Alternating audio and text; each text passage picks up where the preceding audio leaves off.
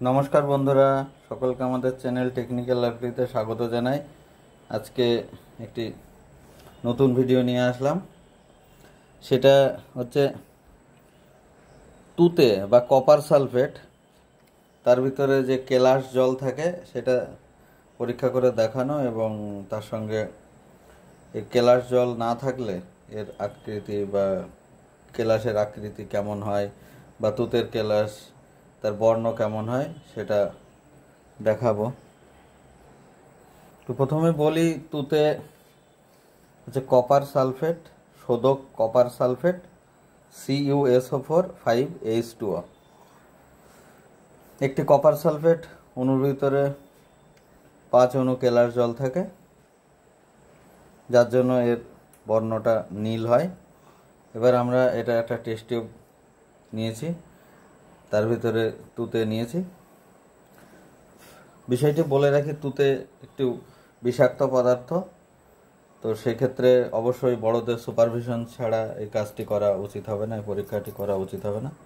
এবার আমরা মোমবাতি বা আমার যদি গ্যাস বার্নার বা সেই সঙ্গে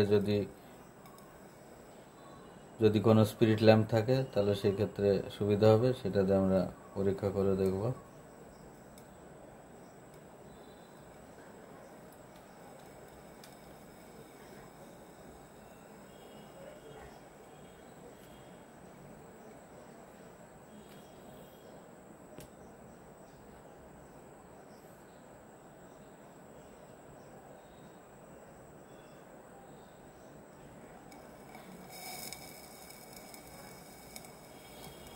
আমরা দেখতে পাচ্ছি এখান থেকে শো শো শব্দ হচ্ছে। শো শো শব্দ হচ্ছে এই কারণে যে তুতের ভিতরে যে 5 অণু কেলাস জল থাকে, সেই 5 অণু কেলাস জল খুব কাছ থেকে আমরা যদি দেখি, যেখানে জল এসে জমা হয়েছে, অর্থাৎ তুতের ভিতরে যে কেলাস জল থাকে সেই কেলাস জল বাষ্প হয়ে এখান থেকে বেরিয়ে গিয়েছে।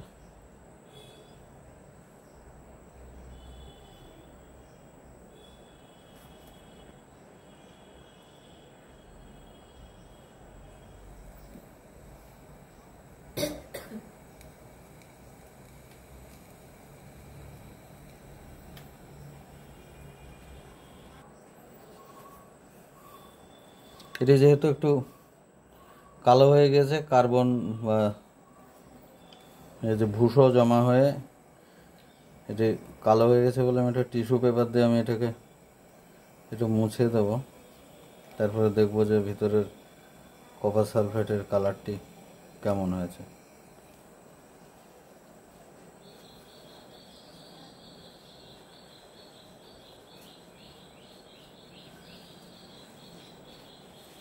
তো আমরা দেখতে পাচ্ছি এই যে কপার সালফেট, তার কিছু অংশ সাদা হয়ে গেছে। আরও যদি সময় নিয়ে এটাকে যদি আরও বেশি উত্তপ্ত করা হয় তাহলে এটি আরও সাদা হয়ে যাবে।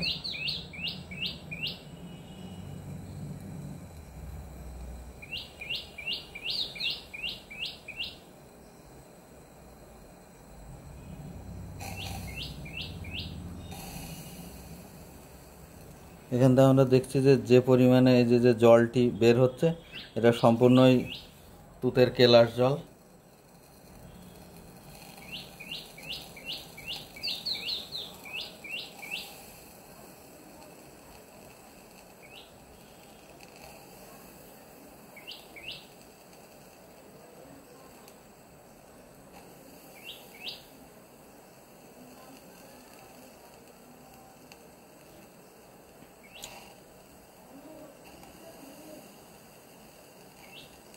উপর দিয়ে যে সাদা ধোঁয়া মতন বের হচ্ছে, এটা হচ্ছে জলীয় বাষ্প বা ওয়াটার ভেপার।